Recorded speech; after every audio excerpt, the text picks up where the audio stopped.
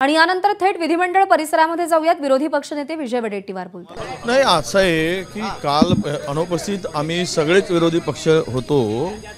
आम्ही काल भूमिका आमची स्पष्ट केली आहे, कारण सरकारने त्यांना काय वचन दिलं, काय लेखी दिलं, काय आश्वासन दिलं होतं। सीएम एका बाजूला बोलत होते, डीसीएम फडणवीस साहेब दुसऱ्या बाजूला बोलत होते। या दोघांच्या मध्ये जे आता मराठा वर्सेस ओबीसी असा जो एक दरी निर्माण झाली आणि महाराष्ट्र दगदगतो आहे, सगळं ज्वलंत हा विषय झाला आहे। इतक्या संवेदनशील विषयाला हाताळताना थोडी संवेदना असायला पाहिजे होती।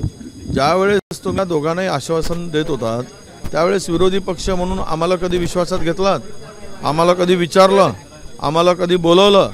बरं, तुमच्या या बैठकीच्या संदर्भात जे तुम्हाला त्या काही अजेंडा होता त्याच्यापर्यंत पूर्वी चर्चा विरोधी पक्षाशी करायला पाहिजे होती, पण एकदम बैठक बोलवायची आणि त्यामुळं त्या संदर्भात आमची भूमिका अशी होती की सरकार म्हणून सक्षम आहे काम करायला।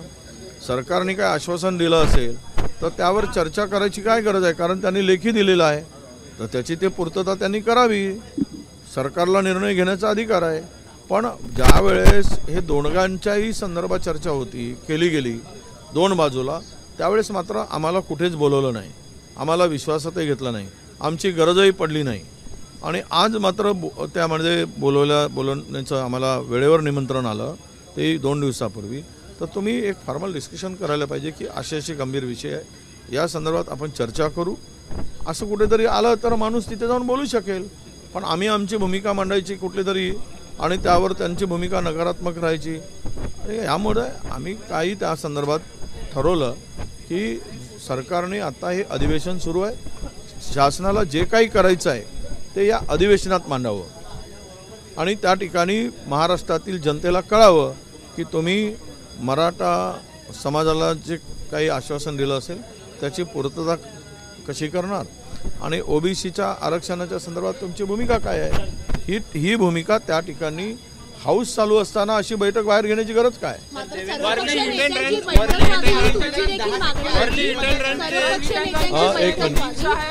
एक मिनिट, या वेळी पूर्वी ओबीसी नेत्यांची बैठक झाली त्यावेळेस वडेट्टीवारांचा विसर पडला होता काय?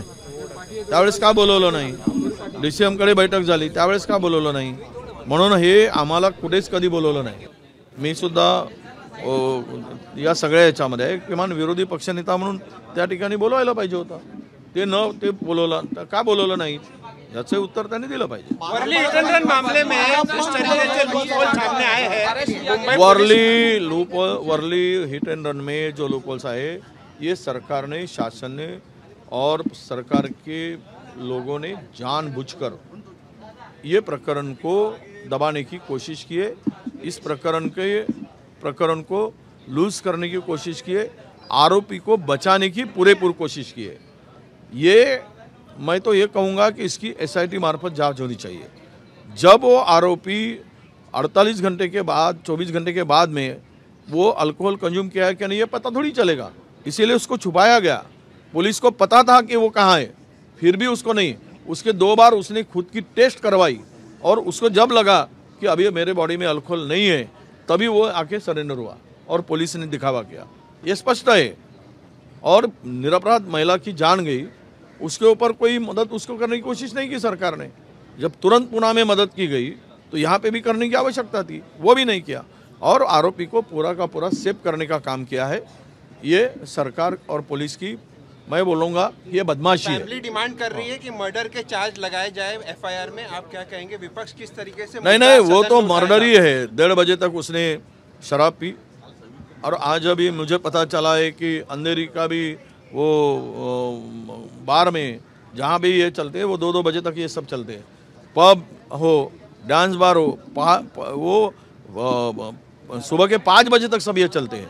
वहाँ पे तो खुलेआम सब ड्रग्स हो, बाकी धंधे हो, सब चल रहे हैं। तो ये इसके ऊपर कोई रिस्ट्रिक्शन मुंबई में होनी चाहिए, जो टाइम है, नियम है, उसके ऊपर कानूनन कार्रवाई होनी चाहिए। तो ये 1:30 बजे तक इसने जब वहाँ पे शराब पी और 1:30 बजे के बाद में गाड़ी वो इसीलिए वो महिला को घसीटते गया, बैठा था, वो ड्राइवर को कॉल कर रहा था तुम आ जाओ, फिर गाड़ी में बैठ जाओ। और ये तुम उसके ऊपर जैसा पुणे में कोशिश की गई, वैसे ही वो ड्राइवर के नाम से ये आरोप लगाने की उसने कोशिश की। ड्राइवर के ऊपर ये ऑफेंस दाखिल होना चाहिए और ड्राइवर ने गाड़ी चलाया था ये शो करने के लिए उसने जो कोशिश की थी वो कोशिश कामयाब नहीं हुई। सर, सदन में किस तरीके से मुद्दा उठाया जाएगा विपक्ष द्वारा? कल भी उठाया गया था, आज भी। विरोधकांनी आपले रंग दाखवलेले आहेत। तुम्ही इथे निवडणुकीसाठी बैठक घेत होता, मात्र तिथे समाजाच्या बैठकीच्या संदर्भात जे काही सत्ताधारी बोलतायत हे दुतोंडीपणा आहे। ज्यावेळेस काही प्रकरण अंगलट आले की विरोधकांच्या नावाने चिठ्ठी फाडायची, हा तो धंदा आहे। तुम्ही जे काही आश्वासन दिलं, तुम्ही बैठका घेतल्यात, त्या संदर्भात काय चर्चा झाली, तुम्ही काय त्यांना आश्वासन दिलं होतं, कशाच्या भरोशावर ते आंदोलन स्थगित केलं होतं, याची माहिती आम्हाला नको? वेळेवर देणार तुम्ही आणि सर्वांना बोलवून घेणार? अरे तुम्ही विरोधी पक्ष म्हणून प्रमुख राज्यात प्रमुख 6-7 पक्ष आहेत, त्या 6-7 पक्षाच्या लोकांची मुख्य लोकांची बैठक घ्यायला पाहिजे होती, ते सांगायला पाहिजे होतं। तुम्ही एका बाजूला मुख्यमंत्री आश्वासन देत होते, दुसऱ्या बाजूला उपमुख्यमंत्री आश्वासन देत होते, आम्हाला काही माहीतच नाही आणि त्यावर आमच्याशी कुठली गोष्ट शेअरच केली नाही, चर्चाही केली नाही, तर आम्ही दुतोंडी कसे? दुतोंडी हे आहेत म्हणजे आज आम्हाला जाऊन आपलं पाप जे काही करून ठेवलं आहे, फसगत केली आहे दोनही समाजाची, ते पापाची पावती आमच्या नावानं फाडायचा प्रयत्न होता। नाही, सरकारने शासनाने दोनही समाजातील वाद मिटेल अशा प्रकारची भूमिका घ्यावी।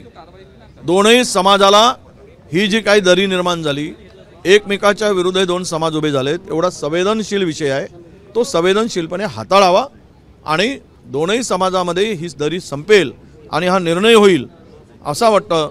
म्हणजे त्या ठिकाणी करावं। चोरून लपून काय बैठका घेताय तुम्ही? यांनी सरकारने जी चोरून लपून बैठका घेतल्यात, यांनी चोरून लपून घेतली, दुसऱ्याने दुसऱ्या बाजूची चोरून लपून बैठक घेतली। का खुली आम्हाला बैठक घेतला नाही? तुमचा एजेंडा खुला असायला पाहिजे की आम्ही हे करणार आहोत आणि या समाजाचं समाधान होईल, आम्ही ते करणार आहोत, त्या समाजाचं त्या बाजूचं समाधान होईल। सर, पण 10% पिटिशन जे आरक्षण रद्द होण्यासाठी दाखल केलं त्यांचा चेहरा समोर येईल असं मुख्यमंत्री म्हणतात। हे बघा, त्यावेळेस कोण होते तर त्यातले ते पण होते आणि आम्ही जो निर्णय त्यावेळेस घेतलेला गेला होता 10%चा SCBCचा, तो निर्णय सर्व संमतीनेच घेतला होता, सर्व पक्षीय बैठकीमध्ये चर्चा करून घेतला होता। त्यामुळे अशा प्रकारचं बोलणं म्हणजेच आपण केलेल्या चुकावर पांघरून घालणं आहे। हर बार घटना के बाद भी सब पे कार्रवाई कॉरिडॉर संदर्भात कुठला विरार अलिबाग जे कॉरिडॉर आहे ते 1000 कोटीची प्रॉपर्टी, 1000 कोटीचं भूसंपादन झालं आहे। तिथला प्रांतांनी जो गैरप्रकार केला आहे त्यामध्ये त्यांनी मार्फत चौकशी करायची आम्ही मागणी केली आहे। जी प्रकरणं समजवता नाही ती प्रकरणं त्या न्यायालयाच्या माध्यमातून सोडवायला पाहिजेत। यांनी बोलवलं, पैसे घेतलेत, 4-4 दलाल पोचले, त्यांच्या गाड्या नंबरसह मी दिलेत आणि दलाल पोसून दलालाच्या माध्यमातून त्या सगळ्या अधिकाऱ्यांनी त्या घुरपडलेल्यांनी 150 कोटी रुपये किमान त्यामध्ये खाल्लेत, दर वाढवून दिलेत, काही ठिकाणी जगलरी केली। या सगळ्या प्रकारांची चौकशीची मागणी केली। कार्रवाई नहीं हुई है।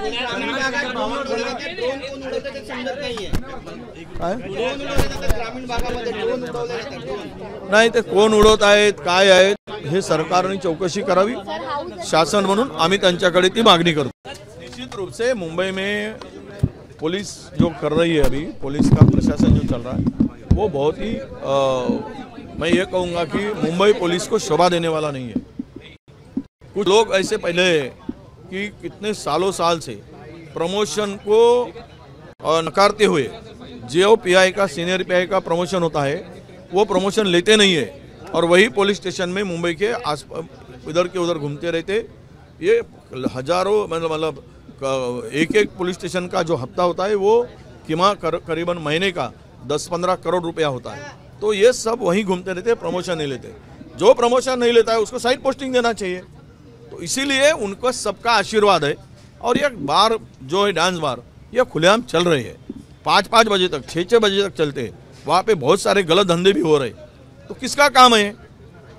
होम डिपार्टमेंट का काम है, पुलिस का काम है। और मुंबई को अगर ये ऐसे घटनाएं बढ़ती जाएगी तो इसके लिए पुलिस भी जिम्मेदार है, उनके ऊपर कार्रवाई होनी चाहिए।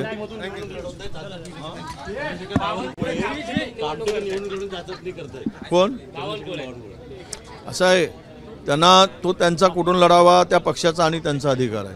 त्याला त्यांनी काय करायचं, त्यांना राज्यसभेवर पाठवायचा, त्यांना मुख्यमंत्री करायचा, त्यांना कुठला नगरविकास मंत्री करायचा, त्यांना कुठून लढवायचं, विधानसभेमध्ये लढवायचं, विधान परिषदेत लढवायचं. आता ते तो त्या पक्षाचा अधिकार आहे. मी त्या संदर्भात माझी भूमिका मांडण्याची गरज नाही. रन प्रकरणाची SIT चौकशी करा अशी मागणी विरोधी पक्षनेते विजय वडेट्टीवार यांनी केलेली. तर हे प्रकरण सरकारकडून जाणून बुजून दाबण्याचा प्रयत्न केला गेल्याचा आरोपही विजय वडेट्टीवार यांचा आहे. नमस्कार. मन शुद्ध तुझं ही वेगळ्याच प्रकारची मालिका तुम्हा सगळ्यांना खूप आवडली होती. याचा दुसरा सीझन कधी येणार अशी विचारणा झाली. प्रतीक्षा संपली आहे मित्रांनो. येतोय मन शुद्ध तुझचा दुसरा सीझन. होई मन शुद्ध